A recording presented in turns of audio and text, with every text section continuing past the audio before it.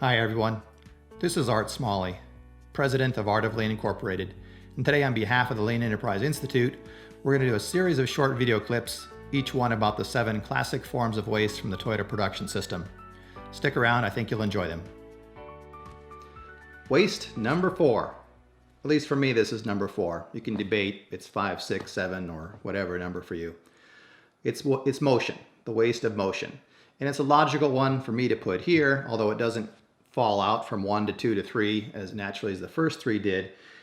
Inevitably, this is centered around some form of motion, whether it's transportation motion, human motion, or machine motion, and you have to have the ability to spot waste in your job that's merely due to the motions that you perform. Okay, and this can be on a keyboard, doesn't matter.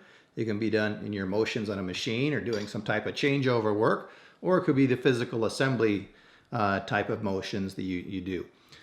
Now, let's come back to our machine for a second. And I will again operate it from the rear, sitting down for viewing angle. And if you watched the previous videos and saw some of the motion involved with it, you might have noticed I did it a couple ways differently, intentionally. And that's because the more detailed you look, you're going to find wasted motion and people doing things slightly differently. And at some level, it doesn't matter when you get down to microseconds and micro motions. Nobody ever, it does it exactly the same way. I mean, the path your hand is going to trace is not exactly the same every time. But in a macro sense, you want jobs to be standardized and efficient as possible. So I put my raw material in over here, cycle the machine, the nut comes out, and there, see I had to fumble to get it. That was a wasted motion. And I put it on the pallet. Second one here, this time I put the ball in, cycle it, and let's say this time it came out neater. I didn't have as much fiddling motion, I still found it. 2 different ways, even though I'm performing the same action. Now what happens if I do this? Put the ball in, cycle it, run it. Oh, nothing happened. There was a jam, there was a wasted motion there. Put it in again.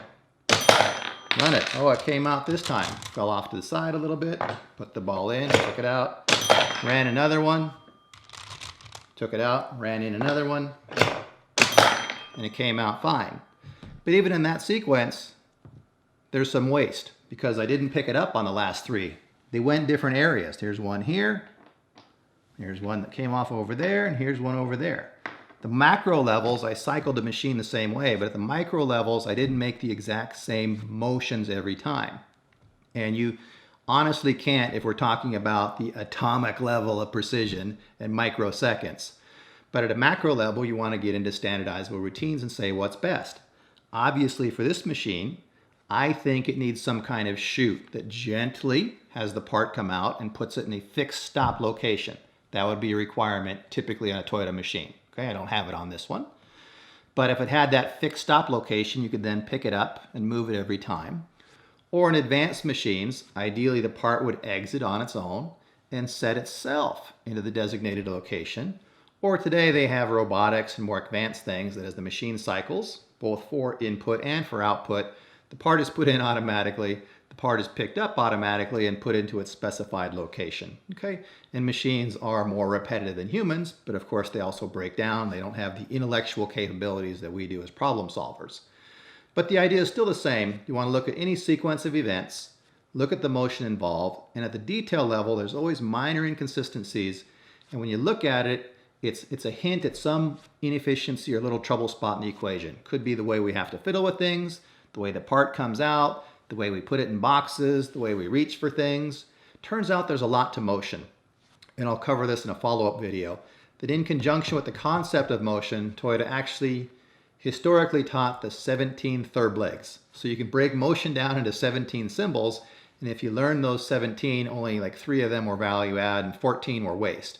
And if you learn to memorize all 17 of those motions and understand them, no matter what you look at, you see, well, the world is full of waste and the motions we make, whether it's machine or human, and all those represent opportunities to kind of shrink down the waste once you learn to understand it better, minimize it, and get an easier, safer, more repetitive sequence of actions.